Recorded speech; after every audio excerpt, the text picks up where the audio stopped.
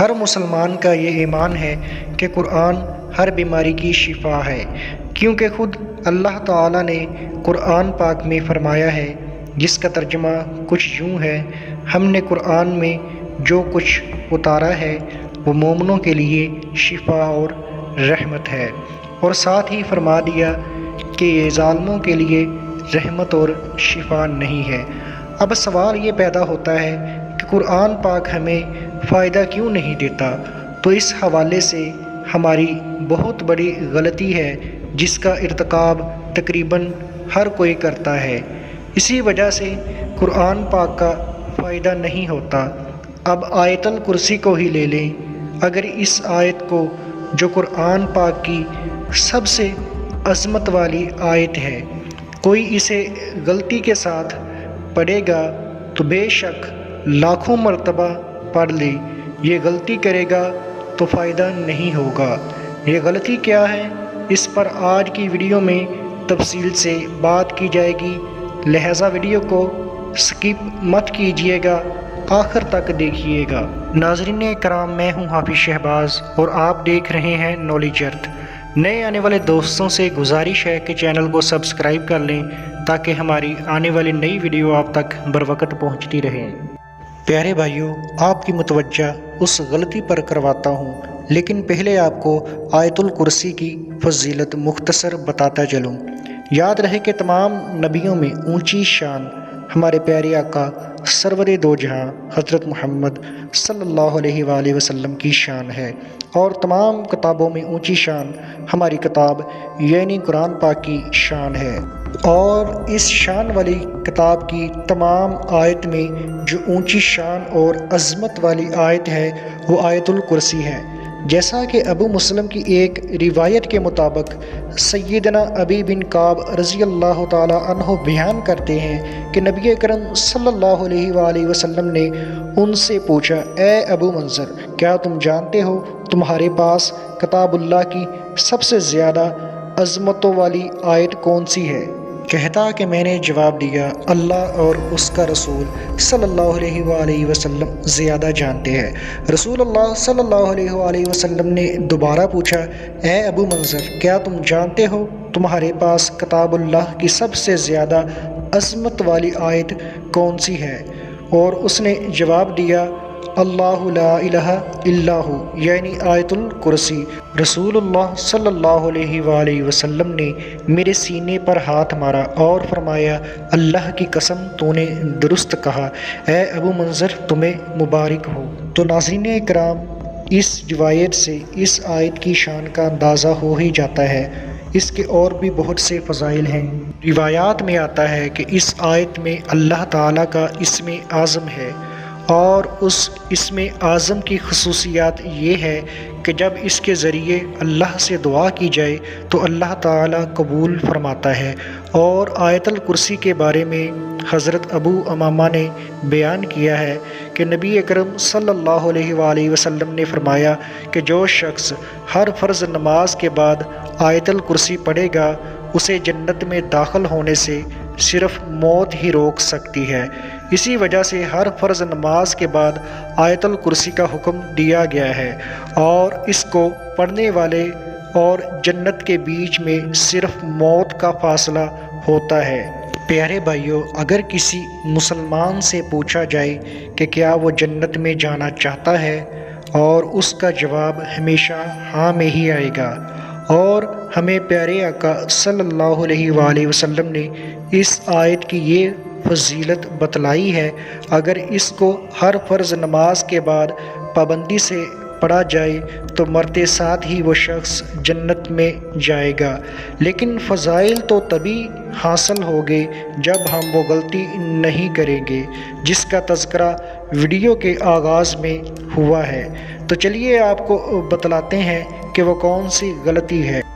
پیارے بھائیوں اور بہنوں، غور سے سن لو کہ جب لوگ آیت الکرسی پڑھتے ہیں وہ بغیر اعوذ باللہ بسم اللہ کے شروع کر دیتے ہیں۔ آیت الکرسی کو اگر لاکھ دفعہ بھی بغیر اعوذ باللہ کے پڑھو تو اس کا کوئی فائدہ نہیں ہوگا۔ ایک بار اعوذ باللہ اور بسم اللہ پڑھنا لازمی ہے، کیونکہ اللہ تعالیٰ فرماتا ہے، جس کا ترجمہ ہے، پس اے رسول مکرم، جب آپ قرآن پڑھیں تو شیطان مردود سے اللہ کی پناہ طلب کریں۔ اور یہاں اللہ تعالیٰ کا حکم ہے کہ جب قرآن پڑھیں تو اللہ کی شیطان مردود سے پناہ طلب کریں، یعنی اعوذ باللہ پڑھ لیں۔ یعنی قرآن پاک کے اندر خود اللہ تعالیٰ اس بات کا حکم دیتا ہے کہ جب تم قرآن پڑھنے لگو تو اعوذ باللہ پڑھو۔ آپ خود ہی سوچ لیجئے کہ کتنے لوگ ہیں جو آیت الکرسی پڑھنے سے پہلے اعوذ باللہ پڑھتے ہیں۔ پیارے بھائیو، آپ نے یہ غلطی نہیں کرنی۔ جب بھی کوئی وظیفہ کریں جو قرآنی آیت کا ہو تو آپ نے اعوذ باللہ لازمی پڑھنی ہے، تبھی آپ کو اس کا فائدہ ہوگا۔ اور پہلے بھی ذکر کیا گیا تعوذ کا پڑھنا اللہ کا حکم ہے، اور اللہ کے حکم کو پورا نہ کیا جائے تو پھر اللہ تعالیٰ سے کیسے امید کی جا سکتی ہے کہ اللہ تعالیٰ ہماری سنے گا اور ہم پر رحمت کرے گا۔ پیارے بھائیوں، مذکورہ آیت کی تفصیل میں مفسرین نے کہا ہے کہ انبیاء علیہ السلام کے دلوں میں وسوسہ ڈالنے کی شیطان مردود کو قدرت دی گئی ہے، جیسا کہ قرآن مجید میں ہے۔ پھر شیطان نے آدم کی طرف وسوسہ ڈالا اور کہا کہ اے آدم، کیا تم کو دوام کے درخت کا پتہ بتاؤں اور ایسی بادشاہت کا جو کبھی کمزور نہ ہو؟ اور جب شیطان کے شر سے اللہ تعالیٰ کی پناہ طلب کی جائے تو پھر انسان شیطان کے شر سے محفوظ رہتا ہے، جیسا کہ قرآن مجید میں ہے ترجمہ: بے شک جو لوگ اللہ سے ڈرتے ہیں ان میں شیطان کی طرف سے کوئی وسوسہ آتا ہے تو وہ فوراً اللہ کو یاد کرتے ہیں اور اسی وقت ان کی آنکھیں کھل جاتی ہیں۔ اور جب یہ ثابت ہو گیا کہ نبیوں کی طرف بھی شیطان وسوسہ ڈالتا ہے اور اللہ کو یاد کرنے کے سبب وہ وسوسہ ضائع ہو جاتا ہے۔ پیارے بھائیوں، قرآن پاک کی مذکورہ آیتیں اس بات کا تقاضا کرتی ہیں کہ جب آپ قرآن پڑھیں تو شیطان مردود سے اللہ کی پناہ طلب کریں، تاکہ آپ کا قرآن پڑھنا شیطان کی طرف سے وسوسہ اندازی سے محفوظ اور معمور ہو۔ اور جب رسول اللہ صلی اللہ علیہ وآلہ وسلم کو یہ حکم دیا گیا ہے کہ آپ قرآن کریم کی تلاوت سے پہلے اعوذ باللہ من الشیطان الرجیم پڑھیں تو تمام مسلمان اس حکم میں داخل ہیں۔ تو میری بہنیں اور بھائی، ہر نماز کے بعد آیت الکرسی لازمی پڑھیں تاکہ مرتے ساتھ ہی اللہ پاک ہم سب کو جنت میں داخل فرما دے اور موت کے ساتھ ہی ہمارا قدم جنت میں ہو۔ لیکن اس بات کا خیال رہے کہ آیت الکرسی کے شروع میں اعوذ باللہ اور بسم اللہ لازمی پڑھیں۔ اگر آپ یہ غلطی کر رہے ہیں تو اس غلطی کو درست کریں، بلکہ قرآن پاک کی جب بھی کوئی آیت یا سورت پڑھیں تو اعوذ باللہ اور بسم اللہ کے ساتھ شروع کریں تاکہ ہمیں قرآن پاک کی مکمل برکات حاصل ہو سکے۔ پیارے بھائیوں، آخر میں آپ کو بسم اللہ کے چند برکات بتاتے ہیں۔ کہتے ہیں کہ جب بسم اللہ نازل ہوئی تو شیطان نے اپنے سر پر خاک ڈالی اور اس پر پتھر برسائے گئے۔